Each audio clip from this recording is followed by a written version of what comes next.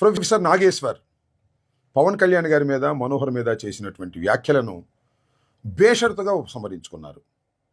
ఎందుకు ఈ వ్యాఖ్యలు చేశారు, ఎందుకు ఉపసంహరించుకున్నారు అనేది ఇక్కడ ప్రశ్న. ఎందుకు ఉపసంహరించుకున్నారు?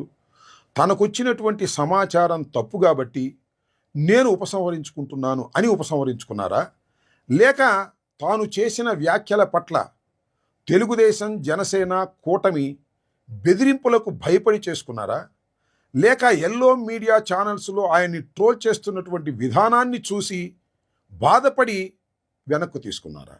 అంతేకాదు, ఒక చిత్రం ఏమిటంటే ఆయన మీద ఆంధ్రప్రదేశ్లో కేసులు కూడా రిజిస్టర్ చేశారు. చూశారుగా, ఒక ఎనలిస్టు వ్యాఖ్యలు చేస్తే క్రిమినల్ కేసులు పెట్టి అరెస్టు చేయాలనేటువంటి ఆలోచన కూటమి ప్రభుత్వం, జనసేన చేస్తుందంటే ఎంతకు దిగజారిపోయారనేది ఇక్కడ మనం ఆలోచించవలసినటువంటి అంశం. ప్రొఫెసర్ నాగేశ్వర్ చేసినటువంటి వ్యాఖ్యల వల్ల వారు డ్యామేజ్ అయ్యారనుకుంటున్నారు, కానీ ఆ వ్యాఖ్యల కన్నా కూడా ప్రొఫెసర్ నాగేశ్వర్ని విత్డ్రా చేసుకోవటానికి వారు చేసినటువంటి ప్రయత్నాలు ఉన్నాయే, దారుణమైన ప్రయత్నాలు, దానివల్ల ఎక్కువ డ్యామేజ్ అయ్యారనేది నేను ఇక్కడ అభిప్రాయపడుతూ ఉన్నాను. ఎందుకంటే ఒక ప్రొఫెసర్ నాగేశ్వర్ మీద కేసులు రిజిస్టర్ చేసి అరెస్ట్ చేస్తామని బెదిరించారు ఒకటి, అంతేకాకుండా విచ్చలవిడిగా బెదిరించే ప్రయత్నం చేశారు.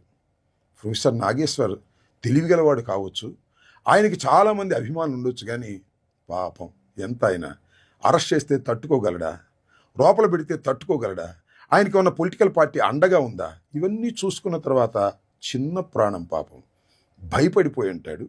భయపడి తాను చేసిన వ్యాఖ్యలను విత్డ్రా చేసుకున్నాడు. దానికి ఏం చెప్పాడంటే, నాదెళ్ల మనోహర్ గారు విత్డ్రా చేసుకోమన్నారు కాబట్టి నేను విత్డ్రా చేసుకుంటున్నాను అనేటువంటి మాట మాట్లాడారు.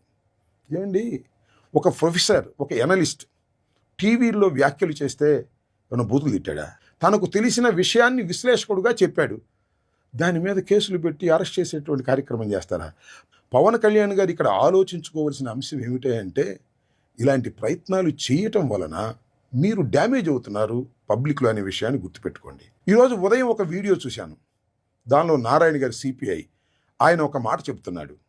పవన్ కళ్యాణ్ గారు రాష్ట్రంలో ఉన్నటువంటి అన్ని పోలీస్ స్టేషన్లోనూ ప్రొఫెసర్ నాగేశ్వర్ మీద కేసులు పెట్టమని ఆదేశించాడు, అలాంటి సమాచారం నాకుంది అని. ఇది నిజమైతే ఎంత దారుణం అండి! ఒక ప్రొఫెసర్ మీద, ఒక ఎనలిస్ట్ మీద రాష్ట్ర వ్యాపితంగా కేసులు పెట్టి అరెస్ట్ చేయాలనేటువంటి దృక్పథంతో మీరు పనిచేస్తున్నారు అంటే ఎంత స్థాయికి మీరు పడిపోయారో ఒకసారి ఆలోచించవలసిందిగా ఈ సందర్భంగా నేను చెప్పదలుచుకున్నాను.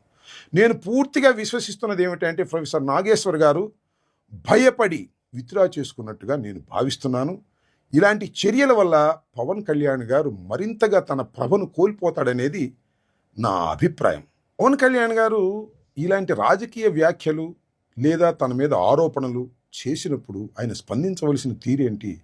ఎవ్వరూ కేసులు పెట్టకండి, అది రాజకీయమైనటువంటి ఆరోపణ, దాన్ని మన క్యాడర్ ఎదుర్కొంటుందని సమాధానం చెప్పాలి తప్ప ఒక క్రిమినల్ యాక్టివిటీ చేసిన వారి మీదలాగా ప్రొఫెసర్ నాగేశ్వర్ మీద కేసులు పెట్టడం సమంజసమా?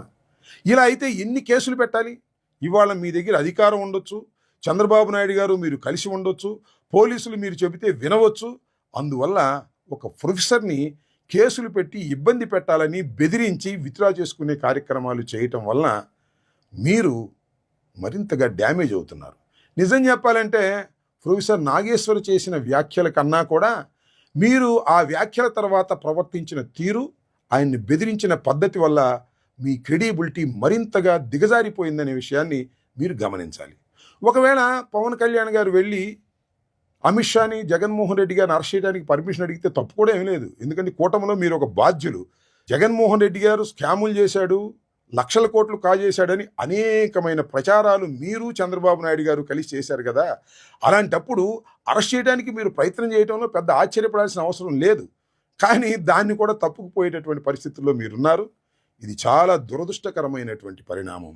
ప్రొఫెసర్ నాగేశ్వర్ గారిని బెదిరించి కేసులు పెట్టి ఆయన చేసినటువంటి వ్యాఖ్యలను విత్డ్రా చేసుకుని గెలిచామని అనుకుంటున్నారేమో. మీరు గెలవలేదు. ప్రొఫెసర్ నాగేశ్వర్ చేసినటువంటి వ్యాఖ్యలు తట్టుకోలేక బెదిరించి ఆయన్ని విత్డ్రా చేసుకోవడంతో మీరు నిజంగా ఓడిపోయారనే విషయాన్ని గమనించాలి పవన్ కళ్యాణ్ గారిని ఈ సందర్భంగా చెప్పదలుచుకున్నాను.